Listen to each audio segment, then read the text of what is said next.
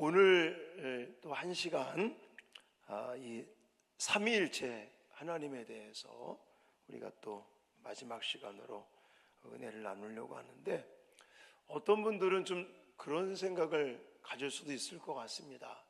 그냥 하나님 잘 믿으면 되지, 좀 복잡합니다. 근데 우리는 그냥 막연한 하나님을 믿으면 안 됩니다. 우리가 믿음 생활하면서 하늘에 떠다니는 구름을 잡는 것 같이 그런 막연한 하나님을 믿으면 안 되고요, 좀 정확하고 또 올바르게 확실한 하나님을 알고 그 하나님을 믿어야 우리에게 은혜가 될 줄 믿습니다. 그래서 특히나 삼위일체 하나님에 대한 부분들은 참 인간의 어떤 이성이나 이런 과학적으로나 뭐를 동원해도 사실은 설명할 수가 없고 이해하기 힘든 그런 내용이지만, 우리 또 하나님을 믿고 있기 때문에 믿음의 대상이신 그 하나님을 정확하게 이해하고, 이해하는 거는 좀 힘들겠지만 믿고 또 그 하나님 말씀대로 살아가기 위해서는 우리가 좀 열심히 하여튼 좀 배우면서 공부를 해봐야 될 건데, 참 저도 고민이 많습니다. 왜냐하면 이게 그냥 설명을 잘해서 딱 이해를 그냥 쉽게 시킬 수 있다면 얼마나 좋겠습니까? 근데 참 이렇지를 못해가지고 저도 늘 고민하고 그러는데, 자, 먼저는 제가 지난 시간에도 한번 설명을 했었어요. 이 성삼위 일체 하나님에 대해서는 비유를 들을 수 있는 것이 그다지 없다. 제가 책을 읽다가 두 가지 정도, 지난 시간에 왜 태양에 대한 거 제가 말씀을 드린 적이 있는데, 그거 다시 한번 좀 설명을 드리고, 또 한 가지 오케스트라라는 그 주제를 가지고, 물론 이게 다 이거다라고 말할 수는 없지만 그런 것들을 생각하면 삼위일체 하나님을 우리가 좀 이해하는데 도움이 되겠다 해서 소개를 하려고 하는 것입니다. 자, 우리 태양에 대해서 생각을 해보면, 자, 우주에 떠있는, 이 하늘에 떠있는 태양을 성부 하나님으로 생각한다면 그 태양에서 빛이 비추지 않습니까? 그러면 태양이 딱 떠오르면서 빛이 존재하고, 또 빛만 존재하는 게 아니라 태양은 열기를 내지 않습니까? 뜨거운 열기를. 그래서 이런 태양을 성부 하나님으로, 또 거기서 뿜어내는 그런 빛, 이것은 성자 예수님으로, 그리고 열기, 이거를 성령 하나님으로 좀 생각을 해보면 조금은 도움이 되겠다 하는 마음으로 말씀을 드립니다. 자, 빛이 없으면 태양이 없는 겁니까? 이해가 안 돼요? 빛이 없다고 그래서 태양이 없는 거냐고요? 아니죠. 있죠. 빛이 없어도 태양은 또 있어요. 그렇죠? 자, 태양이 또 우리가 겨울에는 춥잖아요. 그러면 태양이 없어서 추운 거예요? 아니죠. 태양이 멀리 있기 때문에, 거리가 멀어졌기 때문에 이 뜨거운 열기가 이제 춥게끔 느껴지고 있는 것이죠. 자, 마찬가지입니다. 빛이 없으면 태양이 아니고, 온기가 없어도 태양이 아닙니다. 이 세 가지가 동시에 존재하며 우리에게 생명을 준다라는 거예요. 이게 눈으로 보이지 않아도, 빛이 내게 비춰지지 않아도 이 태양과 빛과 그 열기는 항상 같이 존재하는 것처럼 성부 하나님, 성자 예수님, 성령 하나님도 항상 함께 또 하나님의 본체로 그렇게 존재하고 계신 것이다 라고 말씀을 드릴 수 있겠습니다. 자, 또 한 가지 한번 이 오케스트라 음악에 대한 것을 한번 생각해 보시기 바랍니다. 자, 예를 들어서 음악이 만들어지기까지는 작곡하는 사람이 있지 않겠습니까? 그래서 오선지에다가 일명 콩나물 땡아리를 해가면서 작곡하는 사람이 있단 말입니다. 그러면 작곡만 하는 사람이 있으면 그게 음악인 겁니까? 그건 아니라는 거죠. 자, 작곡하는 사람이 있는가 하면 두 번째, 오케스트라 같은 경우는 지휘하는 사람도 있단 말이죠. 이제 예를 들어 베토벤이 무슨 이렇게 음악을 작곡을 했다면 그 악보를 보고 이제는 해석을 하고 그 음악을 연주할 수 있도록 아름다운 하모니를 낼 수 있도록 지휘하는 사람도 있단 말이죠. 그러면 작곡하는 사람 또 지휘하는 사람만 있으면 음악이 또 되는 겁니까? 그건 아니라는 거죠. 작곡하는 사람이 있는가 하면 지휘하는 사람도 있고 또 연주하는 사람도 있겠죠. 그래서 바이올린을 켜는 사람, 첼로를 하는 사람, 또 플룻을 비롯해서 금관악기를 하는 사람들, 타악기 하는 사람들. 그래서 결국은 오케스트라가 연주를 해야, 그러니까 작곡하는 사람도 있고 지휘하는 사람도 있고 연주하는 사람이 있고 이것이 아우러져 아름다운 하모니, 음악을 내는 거와 같다는 거죠. 이게 완전한 비유를 말씀을 드릴 수는 없지만 작곡하는 사람은 누구로 비유할 수 있겠습니까? 성부 하나님으로 비유할 수 있겠죠. 그 다음에 이 지휘하는 사람은 성자 예수님으로 비유할 수 있겠죠. 그리고 연주하는 사람들을 성령 하나님으로 비유할 수 있다는 것입니다.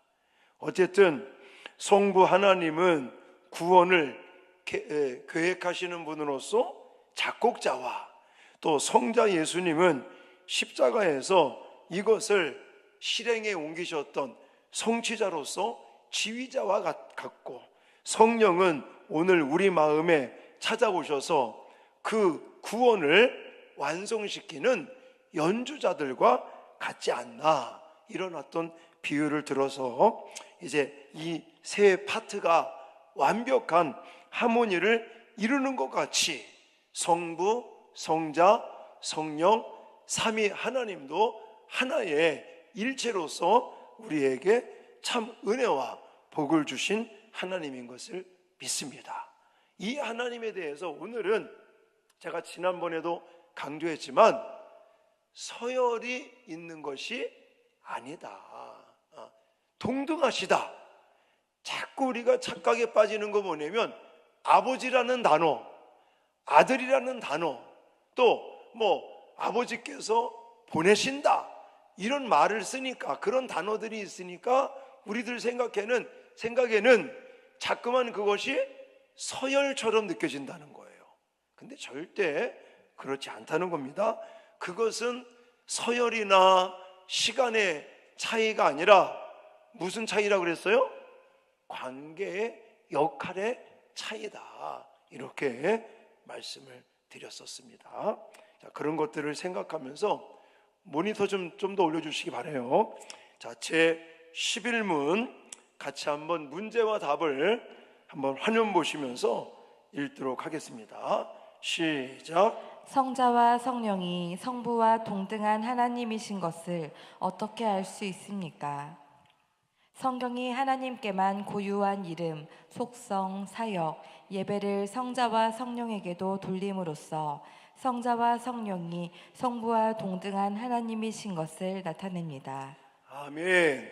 자, 오늘 우리가 꼭 기억해야 될 것은 성부, 성자, 성령 이 삼위 하나님이 왜 동등하다고 말할 수 있느냐라는 거예요. 분명히 단어를 볼 것 같으면 아버지, 아들, 또 보내신다, 또 보냄을 받았다, 이런 말들을 하니까 자꾸 우리가 서열적인 관계를 생각하는데 아니라는 거예요.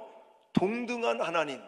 그러면 그 동등한 하나님의 이유가 몇 가지로 말씀을 드릴 수 있는데, 첫 번째는 이름 속에 동등함이 증명되어지고 있다라는 거예요. 무엇으로?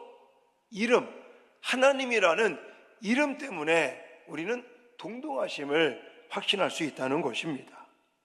자, 요한 1서 5장 20절 말씀 읽겠습니다. 또 아는 것은 하나님의 아들이 이르러 우리에게 지각을 주사 우리로 참된 자를 알게 하신 것과 또한 우리가 참된 자 곧 그의 아들 예수 그리스도 안에 있는 것이니 그는 참 하나님이시오 영생이시라. 아멘. 자, 여기도 보면 하나님의 아들이라는 단어를 쓰니까 서열적인 느낌이 나요. 그러나 그의 아들이라는 단어는 서열적인 부분이 아니라 동등한 관계라는 사실을 우리는 꼭 기억해야 되는데, 여기 보시면 그의 아들 예수 그리스도 안에 있는 것이니 하면서 그가 누구예요?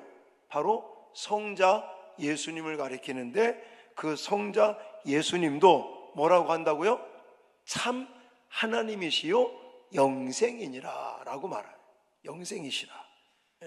그러니까 아들이지만 그 아들의 이름도 뭐라고 부른다고요? 하나님이라고 부른다고요. 자, 성령도 마찬가지입니다. 사도행전 5장 3, 4절 말씀 같이 읽겠습니다. 시작. 베드로가 이르되 아나니아야 어찌하여 사탄이 내 마음에 가득하여 내가 성령을 속이고 땅값 얼마를 감추었느냐. 땅이 그대로 있을 때에는 내 땅이 아니며 판 후에도 내 마음대로 할 수가 없더냐. 어찌하여 이 일을 내 마음에 두었느냐. 사람에게 거짓말한 것이 아니요 하나님께로다. 아멘. 여기도 보시면 아나니아 삽비라 사건을 우리가 이렇게 볼 때에 성령을 속였다고 그랬죠. 땅값을 팔아서, 그러니까 땅을 팔아서 땅값을 일부만 사도 앞에 가지고 오고 나머지는 감췄단 말이에요. 이게 성령을 속였다 이렇게 말씀하는데, 성령을 속였다라고 이야기하면서 4절에는 누구를 또 속였다고 그랬다요? 속였다고 했어요?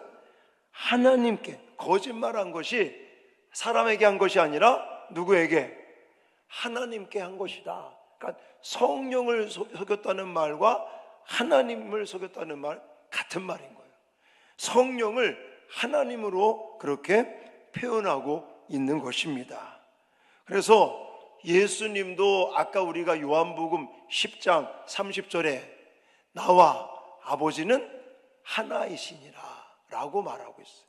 그리고 성경은 성령님을 속이는 것, 그것은 곧 하나님을 속이는 것이라고 말하고 있습니다. 이름이 같다는 것은 본질과 권위에 있어서 이제 같다라고 말하는 것입니다. 그러므로 성부, 성자, 성령, 이 세 위가 동등하다는 것, 첫 번째 무엇으로 증명한다고요? 하나님이라는 이름을 같이 쓰기 때문에 그런 것이다. 두 번째는 속성 때문에, 속성. 여러분 뭐 기억나시는지 모르겠는데 하나님의 속성이라는 게 있다고 그랬죠. 하나님만 가지고 계시는 특별한 특성, 특징 이런 걸 가리키는데, 하나님께서 가지고 있는 그 속성, 특유한 그런 어떤 특징들, 일반적으로 기억이 나시는지 모르겠어요. 뭐 영원성, 또 전지성, 뭐 전능성, 뭐 무소부재하신 하나님, 뭐 이런 거에 대해서 우리가 공부한 적이 있었거든요. 그러면 하나님의 속성, 예를 들어 영원성, 전지성, 전능성, 뭐 이런 것이 우리가 하나님, 그러니까 성부 하나님만 그것을 가지고 있는 것으로 착각을 한단 말입니다. 근데 이 하나님의 속성이 성부 하나님에게만 있는 것이 아니라 누구에게도 있다. 성자 예수님에게도 있고 성령 하나님에게도 동일하게 있는 것이다. 자, 요한복음 1장 1절 말씀 또 읽겠습니다. 시작. 태초에 말씀이 계시니라. 이 말씀이 하나님과 함께 계셨으니 이 말씀은 곧 하나님이시니라. 아멘. 자, 요한복음 1장에서 태초에 말씀이 계시니라. 이 말씀이 누굽니까? 성자 예수님이에요. 물론 하나님이라는 말 맞는데 더 정확하게 말하면 말씀이 육신이 되어 우리 가운데 거하신 성자 예수님을 가리킨단 말입니다. 그런데 성자 예수님을 뭐라고 그랬어요? 태초에 붙어 있었다. 영원전서부터 있었다. 또 하나님과 함께 계셨다. 그래요. 그럼 우리가 하나님을 영원전서부터 영원토록 존재하시는 이 하나님의 영원성을 성부 하나님만 말하는 게 아니라 누구도 성자 예수님도 영원성을 가지고 있다. 그리고 이 말씀은 곧 누구시다 그랬어요? 하나님이시니라 라고 말하고 있단 말입니다. 자, 이와 같이 성령도 마찬가지인 것입니다.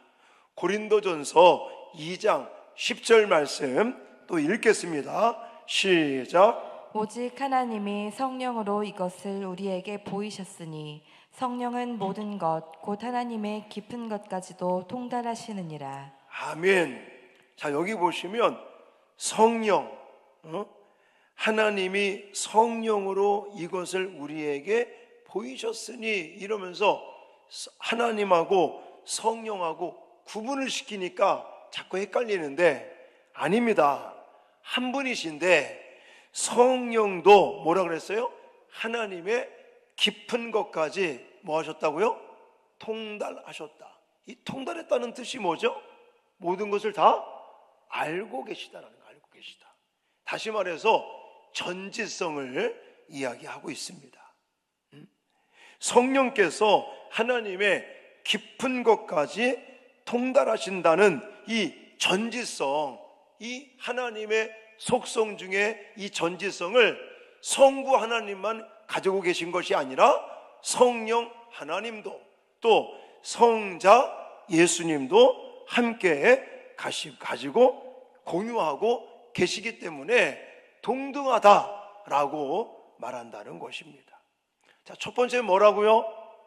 하나님이라는 이름을 다 쓰고 있다. 두 번째는 속성을 다 공유하고 계시다. 세 번째는 함께 사역하셨다 라고 말합니다. 네.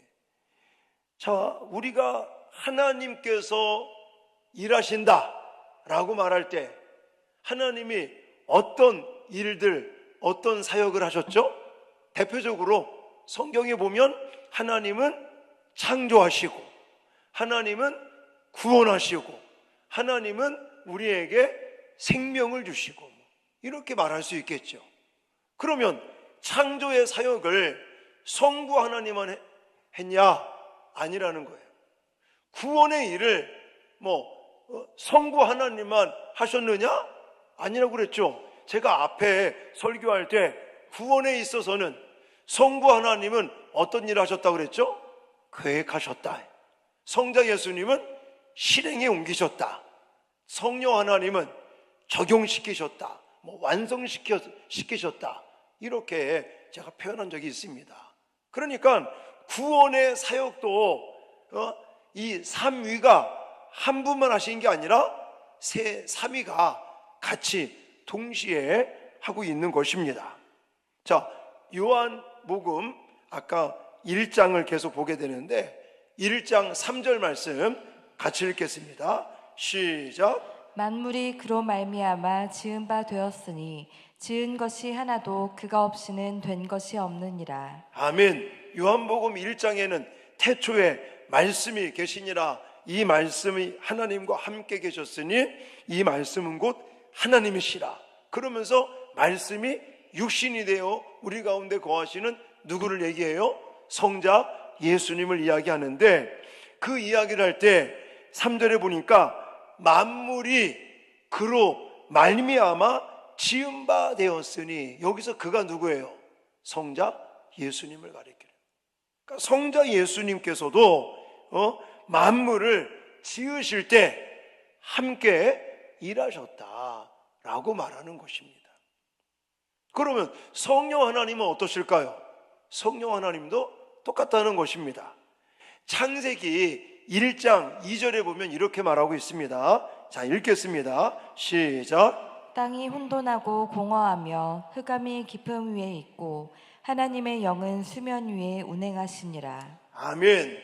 자, 창세기 1장 우주 만물의 창조의 역사, 이 하나님께서 창조하시는 이 사역의 모습을 보니까 성부 하나님만 등장하시는 게 아니고, 지금 우리가 읽은 2절에 땅이 혼돈하고 공허하며 흑암이 깊음 위에 있고, 그 다음에 중요해요. 하나님의 영은, 이게 누구예요? 성령 하나님이시죠. 하나님의 영, 성령께서 수면 위에 뭐 하신다고요? 운행하시니라. 운행하신다는 건 뭐지? 예? 이 원어를 볼 것 같으면요, 이 운행하신다라는 단어가 무슨 뜻을 가지고 있냐면, 암탉이 병아리들을 품고 있는 모습, 이게 운행하시니라는 뜻이거든요.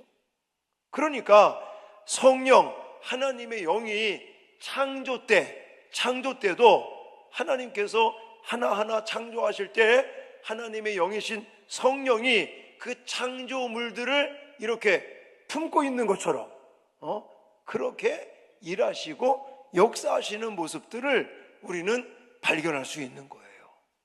뿐만이 아니죠. 인간을 창조할 때 어떤 단어가 나왔다고 그랬어요?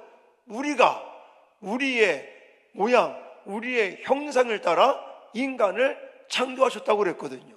우리라는 단어 속에 만약에 하나만 있는 게 아니라 우리라는 것은 복수를 가리키는 거죠.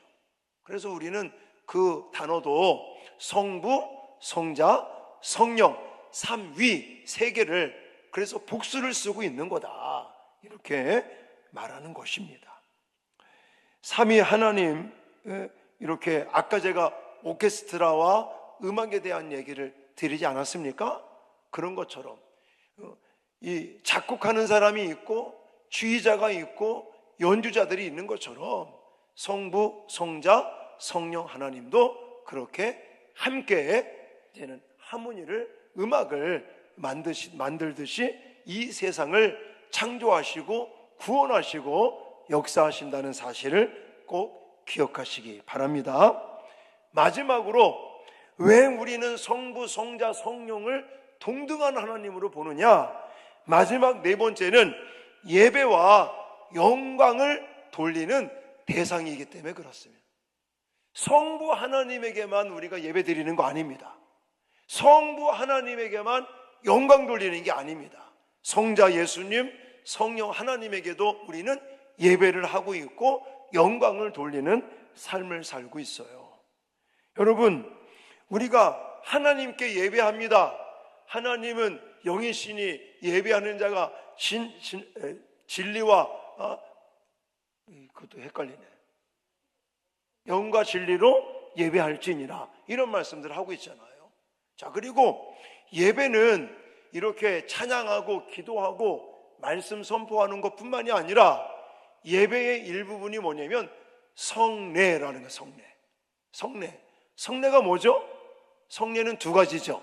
하나는 세례와 하나는 성찬입니다. 성찬. 그러면 우리 교회도 왜 성찬 같은 것은 한 달에 한 번씩 하잖아요. 그러고 세례식도 지난번에 했잖아요. 그럴 때 뭐라고 목사가 말합니까? 예를 들어 세례를 베풀 때 성부 하나님으로 세례를 주노라 이랬냐고요? 아니죠?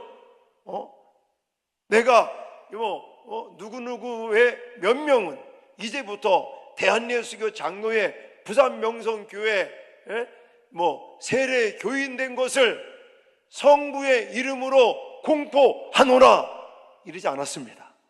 뭐라 그랬어요? 성부와 성자와 성령의 이름으로 세례를 주노라. 또 성부와 성자와 성령의 이름으로 공포하노라 이러는 거예요.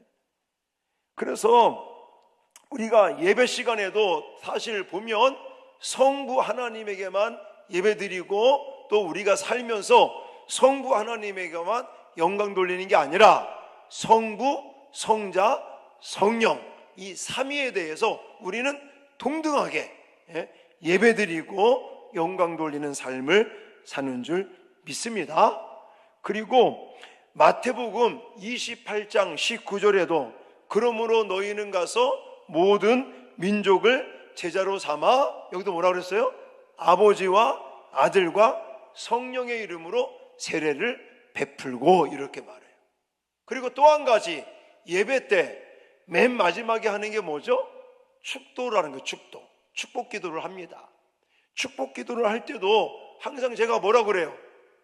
참 진리 되시는 우리 주 예수 그리스도의 은혜와 하나님 아버지의 극진하신 사랑하심과 성령님의 교통, 인도, 충만한 역사가 함께 있을지어다. 아멘. 이렇게 한단 말이에요. 예배의 끝도 성부 하나님으로만 하는 게 아니라 성부, 성자, 성령 삼위로 축복 기도를 한단 말입니다. 이게 그냥 목사들이 하는 게 아니라 고린도전서 13장 13절에 같이 읽겠습니다. 시작. 주 예수 그리스도의 은혜와 하나님의 사랑과 성령의 교통하심이 너희 무리와 함께 있을지어다. 아멘. 자, 이제 됐죠. 예배나 영광을 받으시는 분도 성부, 성자, 성령 삼위 하나님이시기 때문에 그분들은 다 우리를 동등하다고 그렇게 본다는 거예요. 자, 이제 이 네 가지 잘 기억하십시오. 우리는 왜 성부, 성자, 성령 삼위를 동등하게 봐야 되느냐? 첫 번째 뭐라고요? 첫 번째 이유, 하나님이라고 부르는 이름을 다 사용하고 있다. 두 번째는 속성, 하나님의 예를 들어 영원성, 전지성, 전능성, 이것이 성부 하나님에게만 있는 게 아니라 성부, 성자, 성령 삼위에 다 가지고 계시는 부분이다.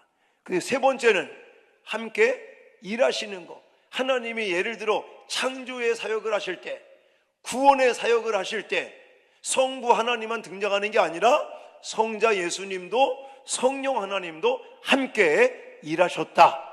마지막 네 번째, 예배의 대상, 또 영광의 대상이 성부 하나님만 있는 게 아니라 성부, 성자, 성령 삼위에게 우리는 예배하고 영광 돌리는 삶을 살기 때문에 우리는 하나님을 동등한 삼위 일체 하나님으로 믿어야 될 줄 믿습니다.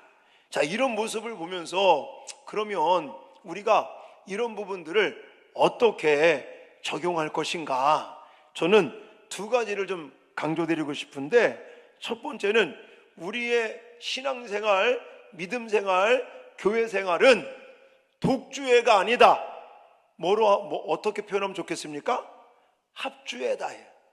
오케스트라 아까 얘기를 했는데 우리는 오케스트라가 돼야 된다. 오케스트라 같은 교회가 돼야 된다라는 거예요. 각기 다른 악기, 거기에는 또 아까도 말씀드렸지만 지휘하는 사람도 있고, 각양의 각자가, 이거는 서열이 아니라는 거예요. 서열이. 어떤 사람들은 장로 높은 사람, 그 안수집사 그 밑에 사람, 그런 게 아니라니까요. 어떤 직분을 받고 내가 예를 들어서 봉사를 할 때 어떤 봉사는 예를 들어 이렇게 좋은 봉사고 어떤 봉사는 별로 안 좋은 봉사고 이런 것도 아니라니까요. 근데 자꾸만 우리들은 이 삼위일체 하나님을 믿으면서도 자꾸 서열을 따지려고 하는 근성들이 있습니다. 어떤 사람들은요 자꾸 더 그런 생각을 해요. 지금 내가 하는 일이 더 중요해. 더 중요하고 덜 중요한 게 어디 있겠습니까? 다 중요하지. 또 어떤 분들은 그래요. 우리 목장이 힘들어요. 아니 우리 부서가 어려워요.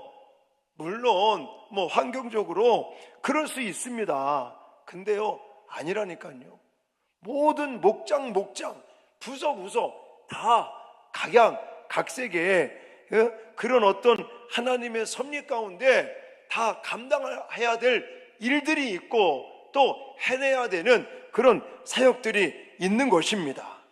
우리가 성삼위일체의 이 신비를 믿고 믿음 생활을 한다면 우리는 정말 이 서로 협력하고 또 내가 뭐 어떤 사람이 어떤 일을 하든지 우리는 항상 각자 지금 하고 있는 일에 대해서 소중하게 생각을 하고 존중하고 각자 서로의 역할들을 잘 감당할 수 있는 저와 여러분들이 되어야 될 줄 믿습니다. 어떤 거는 뭐 중요하고 어떤 거는 중요하지 않고 이런 것도 없는 거예요. 어떤 부서는 어떤 목장은 힘들어 죽겠고 어떤 부서 어떤 목장은 편해 죽겠고 이런 게 없는 거예요. 다 똑같은 거예요. 다 똑같은 거. 또 우리는 이런 어떤 공동체는 사랑의 공동체, 협력의 공동체가 돼야 되겠다라는 거예요. 하나님은 단 한순간도 한 위만 역사하지 않았습니다. 아까도 제가 강조했지만 단 한순간도 홀로 사역하거나 홀로 역사하시지 않았어요. 항상 삼위가 함께 같이 역사하신 것을 볼 수가 있습니다. 그러므로 이런 삼위일체의 신비스러운 이 교리를 또 이 믿음을 가지고 있는 우리들도 나홀로 신앙생활을 해서는 안 된다는 거예요. 하나님은요 교회 신앙 공동체를 통해서 은혜를 주시고 복 주시기를 원하신다는 사실을 꼭 믿으시기 바랍니다. 그래서 예수님께서 부활 승천하시고 나서 이제는 교회 공동체를 세운 거죠. 근데 요즘 한국 교회, 우리 교회는 뭐 그런 사람이 별로 없지만 없는 것 같아요. 근데 지금 다른 교회들 얘기 들어보면요 교회를 안 나와. 근데 집에서 유튜브 보면서 신앙생활 하는 사람들이 있다는 거예요. 그 사람들은 예를 들어 내가 원하는 교회, 내가 좋아하는 목회자 유튜브로 그거 보면서 또 헌금은 계좌 이체하고 이러면서 신앙생활을 한다고 그렇게 말한답니다. 근데 저는 그건 아니라고 봅니다. 왜 그러느냐? 하나님은 교회 공동체를 통해 가지고 믿음 생활을 하게 하셨고 또 구원도 시키시고 은혜와 복을 주십니다. 그러면 내가 예를 들어 교회 안에 속해 있지 않으면 그 사람은요 온전한 신앙생활을 하는 게 아닙니다. 에베소서도 가보십시오. 교회론에 대해서 이야기할 때 하나님이 왜 우리 이 신체 머리 되시는 예수 그리스도를 중심으로 각 지체가 모여서 하나의 교회 공동체를 이룬다라고 왜 교회 공동체를 우리 몸으로 비유를 하고 계시잖아요. 근데 생각해 보십시오. 만약 너무너무 싫어, 교회가 싫어, 예수 믿는 거는 좋은데 교회가 싫대요. 그렇다고 예를 들어 이 팔이 이 몸에서 떨어져 나가면 어떻게 될까요? 이거는 썩어서 없어져 버리는 거예요. 말 그대로 장애인이 되는 거고요. 교회는 장애가 되는 거예요. 장애인뿐만이 아니라 이 떨어져 나간 이 손은 살 수 있겠느냐고요. 못 사는 거죠. 어느 정도 뭐 보관은 할 수 있겠죠. 근데 그게 아니잖아요. 떨어져 나가면 끝내 이 손, 이 팔은요 썩어서 없어지게 되는 것입니다. 그러니까 마음에 안 들고 뭐 갈등이 있고 뭐 있다 하더라도 우리는 교회 공동체, 신앙 공동체 안에 들어와서 거기서 함께 우리가 살아남아야 되는 것이에요. 그래서 제가 간절히 부탁드리는 것은 어떤 사람은요 우리 교회도 그런 분이 있어요.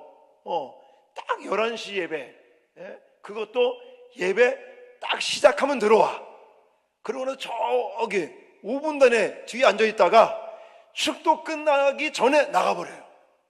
저하고 제가 전화해가지고 딱 한 번 통화하고요. 그리고 등록카드 내는 날 한 번 얼굴 보고 그 외에는 얼굴 본 적이 없어요. 같이 얘기한 적이 없어요. 과연 그 신앙생활이 바를까? 저는 아니라고 보는 겁니다. 내가 부산명성교회라고 하는 신앙 공동체 안에 들어왔다면 거기 붙어 있으면서 이제 예를 들어 목장 모임도 하고 또 뭐 부서 활동도 하고 이런 소그룹 활동도 같이 하면서 또 교회 안에서 주시는 하나님의 은혜와 복을 받을 생각을 해야지, 그렇게 서로 뭐 따로따로 각자 나홀로, 이거는 아주 위험한 신앙생활이다. 우리는 다시 한번 반복해서 말씀드리지만 우리는 서로 하나가 되고 또 서로 연합해지고 또 서로를 존중해주고 또 서로에 대해서 인정해주고 서로의 역할을 우리는 이제는 연합하여 하나님의 일들을 감당하는 저와 여러분들이 되어야 될 줄 믿습니다. 그러면서 이 믿음의 사랑의 어떤 사귐 속에서 신앙생활 하는 것을 하나님은 우리에게 주셨다. 이 사실들을 이 삼위일체 또 동등한 삼위 하나님에 대해서 공부하면서도 이런 부분들을 기억하시고 또 믿음 생활 하시는 저와 여러분들이 되어질 수 있기를 주님의 이름으로 축원합니다.